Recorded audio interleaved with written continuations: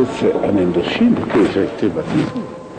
Parce que le pasteur Jacques Delors ne voulait pas qu'on baptise les gens très jeunes. Il dit il faut les laisser grandir et choisir eux-mêmes. C'était un homme démocrate, choisir eux-mêmes leur religion. C'est ainsi que, étant dans l'armée française, je n'étais pas baptisé. En Indochine, je ne pensais pas revenir ici. Et c'est là que j'ai été baptisé par un aumônier. Et c'est là que j'ai pris ma première communion. Parce que je voulais être en règle avant d'aller au-delà.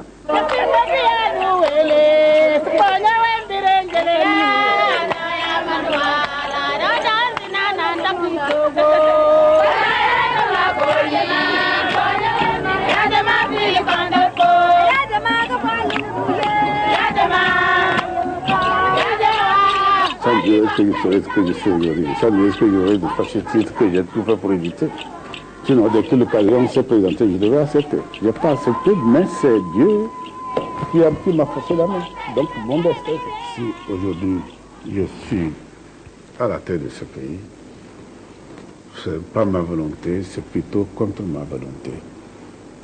J'ai choisi, n'est-ce pas, le métier des armes.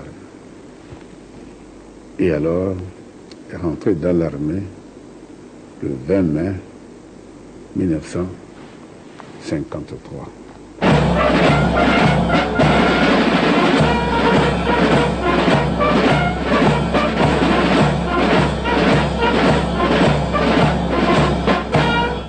Ici, chacun sait ce qu'il veut, ce qu'il fait quand il passe. Parce que j'aime ce métier des armes, sans arrière-pensée, je voulais être soldat, et je l'ai été.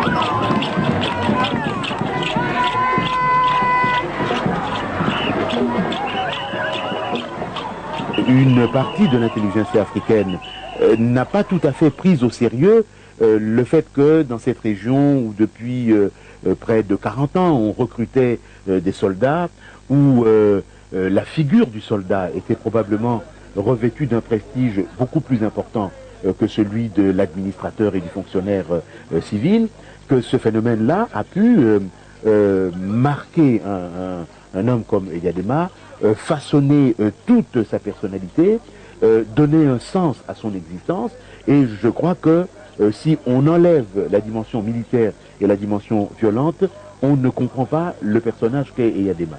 Je ne crois pas que ça soit seulement un élément de psychologie presque inné, je crois que c'est une construction sociale, il est comme ça parce qu'il a été bâti comme ça, et pour lui, je crois, cette manière d'être représente l'excellence. Lorsqu'en 1960, ils commencent à rentrer au pays, les tirailleurs démobilisés, congédiés en fait de l'armée française, réalisent qu'ils ne sont pas les bienvenus. Après avoir été élu président dans des conditions aujourd'hui encore contestées, Sylvanus Olympio est un des premiers en Afrique à proclamer l'indépendance de son pays le 27 avril 1960. Issu d'une ancienne et riche famille afro-brésilienne que les Français ont toujours suspecté d'être favorable aux intérêts anglais, Olympio a longtemps milité pour une nation éouée. Une nation qui engloberait uniquement les populations de la côte, celles de la Gold Coast, du Togo et du Dahomey. C'est dire si les anciens tirailleurs qu'il considère comme des mercenaires n'ont aucune place dans sa nouvelle administration et encore moins dans son armée.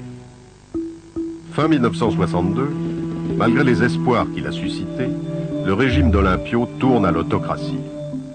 Une milice armée traque les opposants quand ils ne sont pas jetés en prison, tandis que de nombreux anciens tirailleurs, qui se qualifient eux-mêmes de demi-soldes, sont placés en résidence surveillée. Dans la nuit du 12 au 13 janvier 1963, une dizaine d'anciens tirailleurs, parmi lesquels l'ex-sergent-chef Eyadema, forcent la porte du président Olympio pour lui demander des comptes.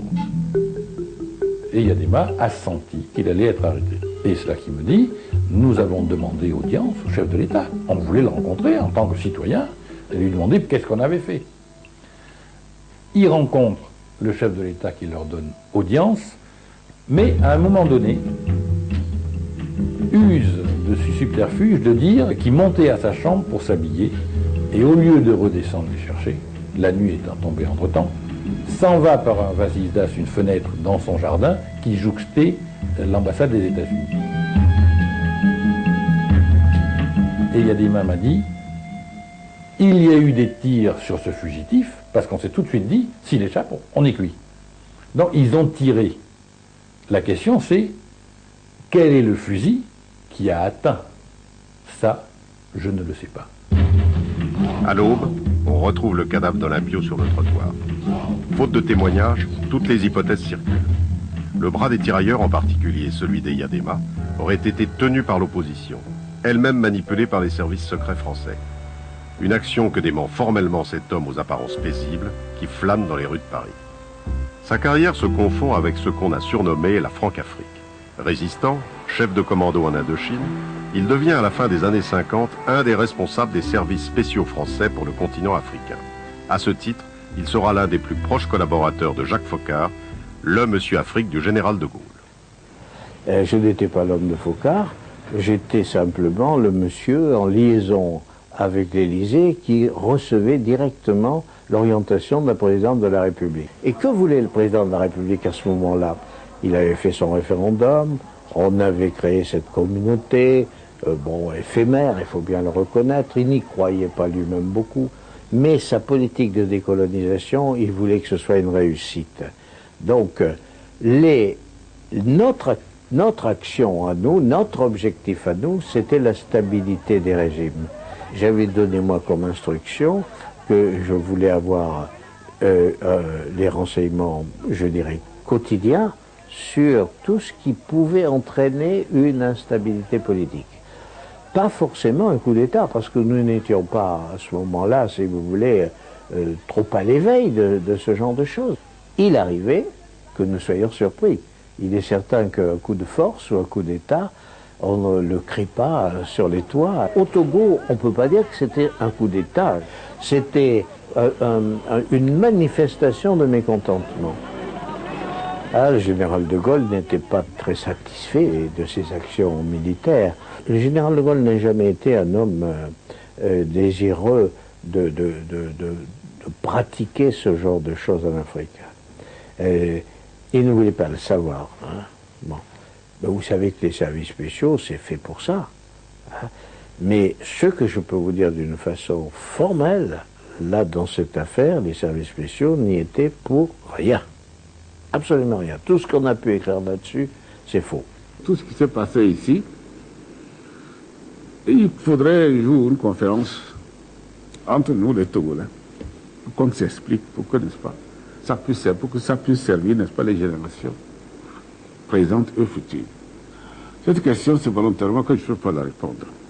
Pour la simple raison que tout ce que je peux vous dire, ça va sembler comme une démagogie. Dans la semaine qui suit la nuit du 13 janvier 63, les soldats ont constitué un comité provisoire. Totalement dépassés par les événements, ils remettent le pouvoir aux deux principaux chefs de l'opposition revenus d'exil. Nicolas Grunitzky, le propre beau-frère d'Olympio, et Antoine Meachy, un homme du Nord.